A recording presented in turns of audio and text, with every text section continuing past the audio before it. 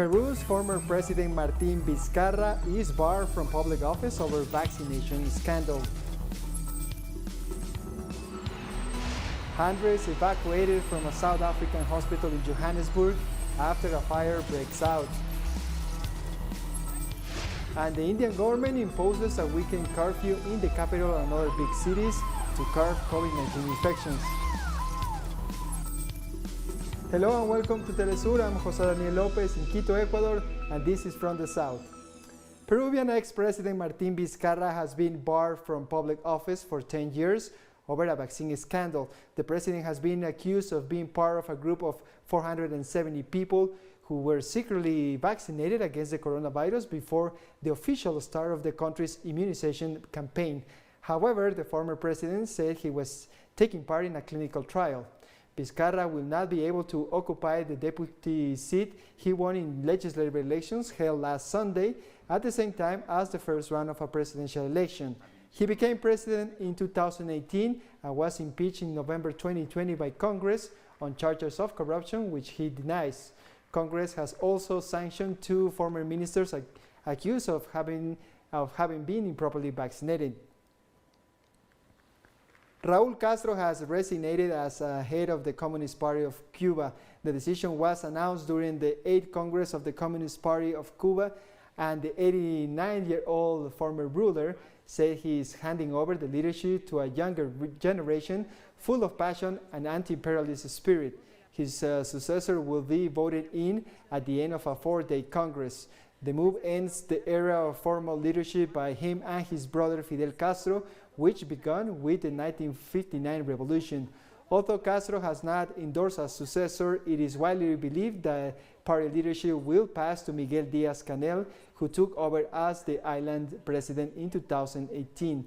Under the slogan, "The Congress of Continuity," this year's Congress is expected to focus on unfinished reforms to overhaul state-run enterprises, attract foreign investment, and provide more legal protection to private business activities. As for me, my task as the first Secretary of the Central Committee of the Communist Party of Cuba concludes with the satisfaction of having fulfilled it and confidence in the future of the homeland, with a thoughtful conviction of not accepting proposals to keep myself in the higher structures of the party organization, in whose ranks I will continue to serve as one more revolutionary combatant, willing to make my modest contribution until the end of my life. And Cubans reacted to the news that Raúl Castro was stepping down from leading the Communist Party of Cuba. Raúl is not going to be at the head of the party, but in case of any problem, Raúl is there. Raúl has not died, he is alive. There is also the example of Fidel. Raúl Castro will be the last to occupy that position, but hey, there is the replacement, Miguel Díaz-Canel. Thankfully, he's educated, trained, and I think our country will get ahead under him. In other news, La Soufrière volcano continues erupting on the Caribbean island of St. Vincent. After about 40 hours of low-key seismic activity, the volcano continues with a near-constant swarm of long-period and hybrid earthquakes. The island nation's Seismic Research Service stated that the first successful measurements of sulfur dioxide flux at the La Soufrière were undertaken along the west coast. The results show that there is an average sulfur dioxide flux of 809 tons per day. Current seismic activity may indicate the growth of a lava bolt that hasn't been confirmed yet. Explosions with ashfall could restart in the future, impacting St. Vincent and neighboring islands. Government leaders of the Caribbean community met in a special emergency session on Thursday to discuss the situation in St. Vincent. CARICOM leaders committed to continue providing extensive support to the country devastated by the volcano eruption. St. Vincent and the Grenadines Prime Minister Ralph Gonsalves say that more than 16,000 people have been so far evacuated from the disaster area. Panamanian civil authorities have begun evacuating residents in vulnerable areas due to possible floods after days of intense rainfall. Panama's civil defense announced the evacuation of 250 people due to flood risk in the district of Newtown. Heavy rains and thunderstorms have affected northern Panama in the past few days. The same region registered severe damage last November due to Hurricane Etna. Authorities describe the current storm as a cold front with a low-pressure system that also affects neighboring Costa Rica, where a state alert was declared. We'll take a short break now. Don't go away.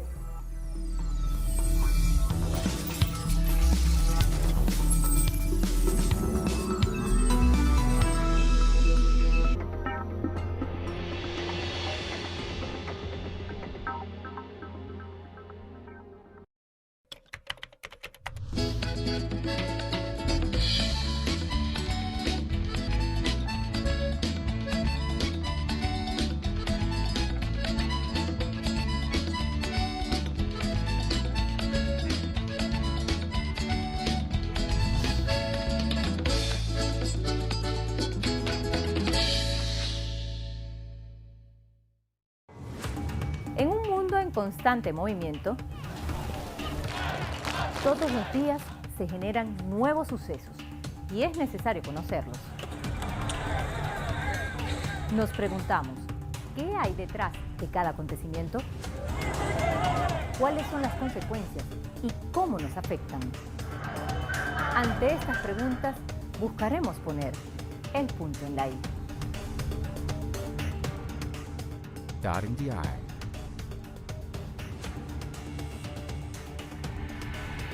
Saturday, only on teleSUR.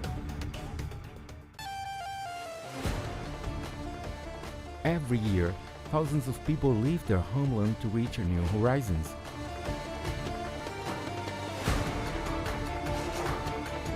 A reality of those people who struggle for their freedom. Know the diverse causes of those who live between borders. Thursdays, only on teleSUR.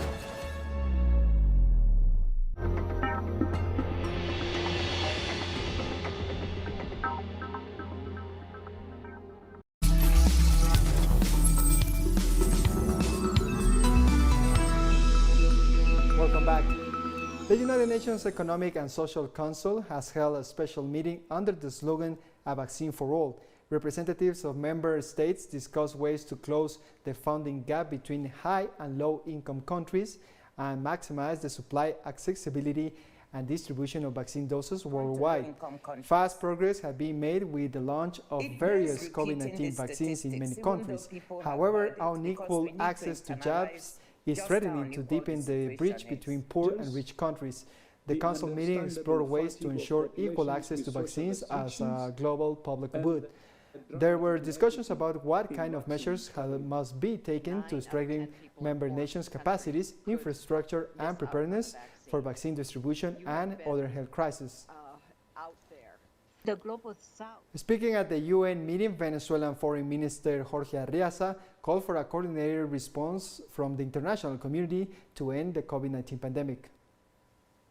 The implementation of a coordinated response within the framework of inclusive multilateralism is becoming more urgent every day.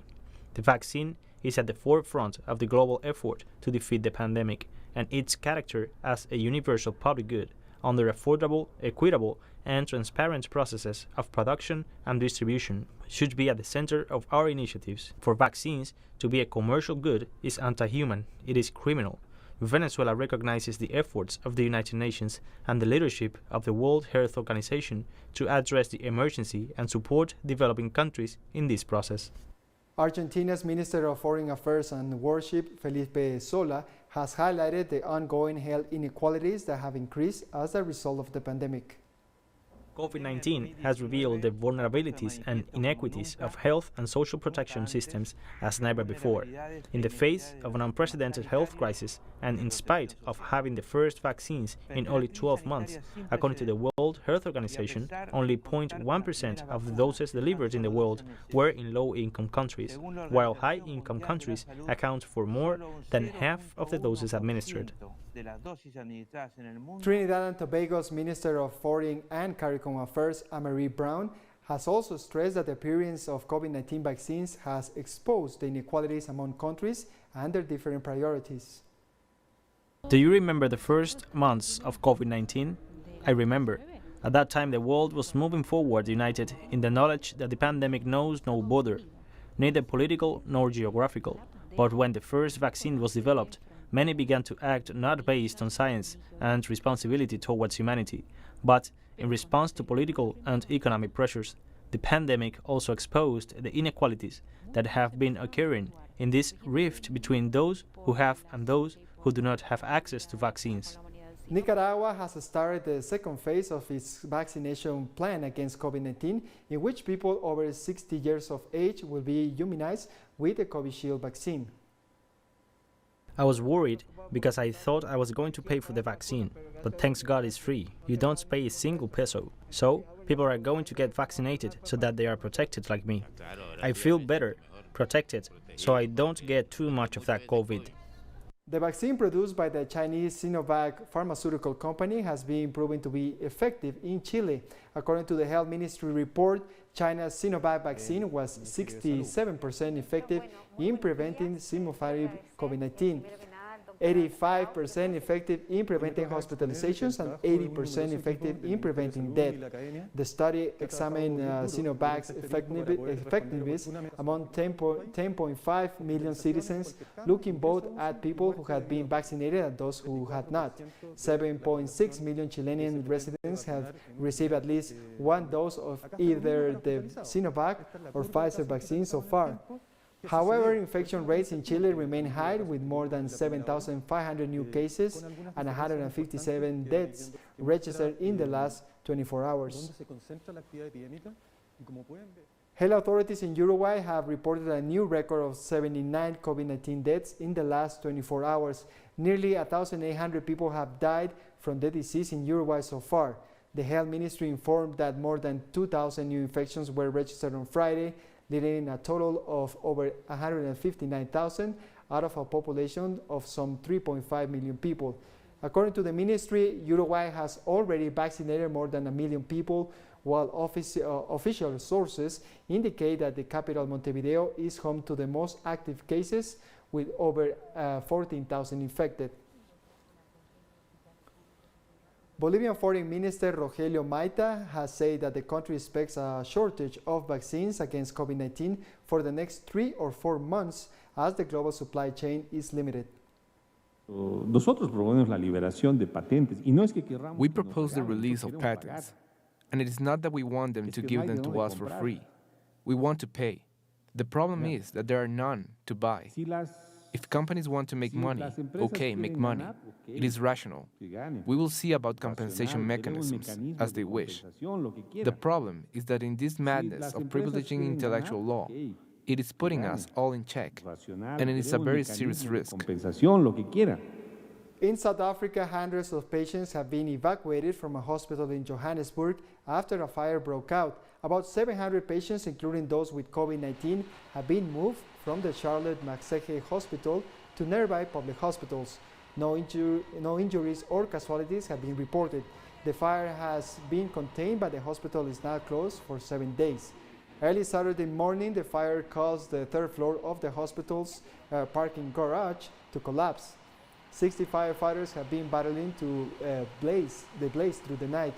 The fire started Friday morning and had been doused by the afternoon, but then regenerated in the evening and continued burning overnight. This is one of our preeminent facilities. This is one of the top-class public hospitals that has developed lots of innovations in the treatment of COVID-19. Amongst the patients who have been transferred, we had We had 13 patients who were COVID-19 patients. 2 of them were in the ICU and 11 in the general wards. The President of the Republic of the Congo, Denis Sassou Nguesso, was sworn in for a new 5-year term this Friday after being re-elected on March 21st in his 4th successive win since 2002. As part of his inauguration speech, the President said that his new mandate will focus on the agricultural revolution that the country needs. We will have it to develop a national anti-corruption policy and strengthen the resources available to the high authority, the General Inspectorate of Finance and the General State Audit. This ambition of food independence will create jobs for young people who will actively participate not in the agriculture of our ancestors, but in a modernized and mechanized agriculture. Tens of thousands of people have fled to the northern eastern Nigerian town of Damascus following terrorist attacks that killed more than 20 people. Fighters from the Islamic State stormed the town in Borno State 3 times in a week to strike a military garrison, torching homes, a police station, and a UN office. The attacks have underscored the ability to launch sustained strikes at Nigeria's armed forces more than a decade into the grinding insurgency. In the latest violence on Wednesday, militants assaulted the army base before being forced back into Damascus town, where at least 18 people were killed, according to local officials and military sources. More news coming up. Stay with us.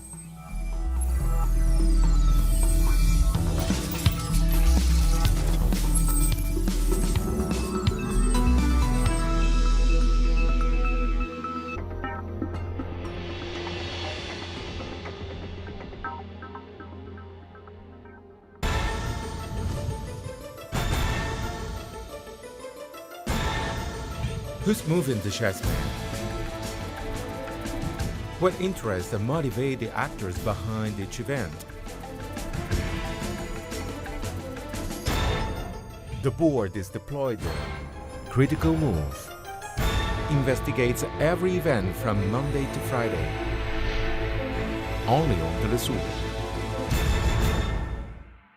Pakistani journalist Tariq Ali analyzes the international media influence driven by the empire, acts as an analysis of political, economic, and social life throughout Latin America through our stream and website in English.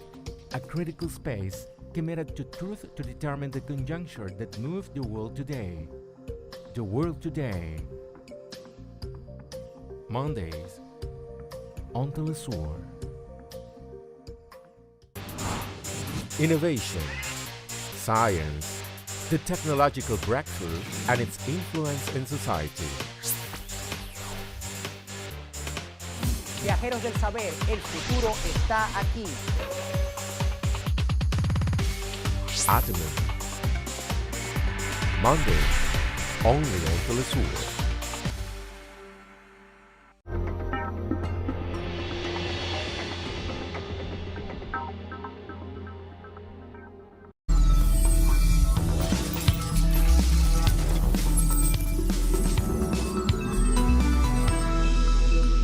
Welcome back.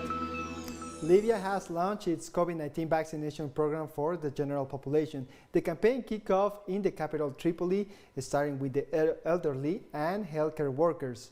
The vaccines are going to be rolled out for the rest of the country in the coming days. Those over 70 will get the AstraZeneca jab, while the Russian Sputnik V vaccines will be administered to medical personnel and those aged 50 to 60. Libya has so far received 400,000 doses, including 200,000 Sputnik V shots, 57,600 AstraZeneca jabs, and 150,000 from Turkey, thought to be China's Sinovac. The North African country has been registering nearly 1,000 cases per day in recent weeks, while the total tally stands to over 171,000 cases and nearly 2,900 deaths. Today is the official launch of the national vaccination campaign against COVID-19 in Libya. and more specifically in Tripoli, the capital of Libya. The Russian vaccine, Sputnik V, is available for people under 60 years old. The British vaccine, AstraZeneca, is available for people over 60 years old, as well as the Chinese vaccine, Sinovac. All the vaccines are distributed in a special way, targeting different age groups. India's government has imposed a weekend curfew in the capital, New Delhi, to fight against the spread of COVID-19. Authorities have announced stay-at-home orders for the weekend, though essential workers are able to move around if they have a pass from local officials. Restaurants, shopping centers, gyms, and spas were ordered closed from 10 p.m. local time on Friday until 5 a.m. on Monday. The move comes after similar measures were imposed in the worst-hit state of Maharashtra, home of the financial capital Mumbai, while dozens of other towns and cities have imposed nighttime curfews. Health authorities on Friday reported more than 234,000 daily new cases across India. On Friday, Russian Foreign Minister Sergei Lavrov announced the expulsion of 10 United States diplomats and sanctions against 8 U.S. officials in response to new sanctions imposed on the country by the Biden administration on Thursday. We will respond to this measure in a tit-for-tat manner. We will ask 10 U.S. diplomats in Russia to leave the country. On Thursday, U.S. Ambassador to Moscow John Sullivan was summoned to the Russian Foreign Ministry to be briefed after the U.S. announced new sanctions and the expulsion of 10 Russian diplomats in retaliation from what was described as an electoral interference and other hostile activities. Russia has denied the accusations. The new wave of sanctions came amidst escalating tensions in recent weeks, with Ukraine reinforcing its military presence on its borders with Russia, as well as reports of the deployment of 2 United States warships to the Black Sea, a move which was later cancelled.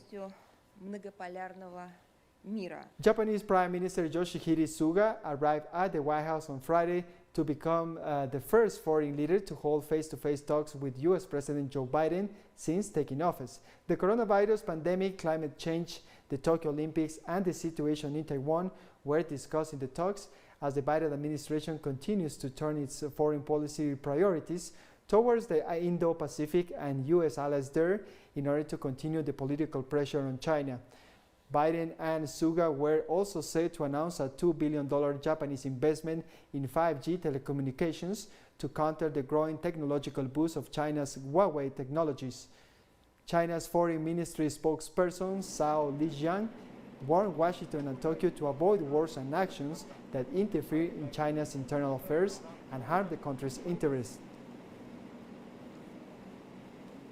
China has called out the Japanese ambassador in Beijing to protest against the decision to dump contaminated water from the Fukushima nuclear plant into the Pacific Ocean. Assistant Foreign Minister Wu Xianghao reported Friday that China urged Japan to cancel the undertaking. Instead of taking unilateral decisions, Japan should establish a joint working group with the framework of international institutions, including Chinese experts, the minister added.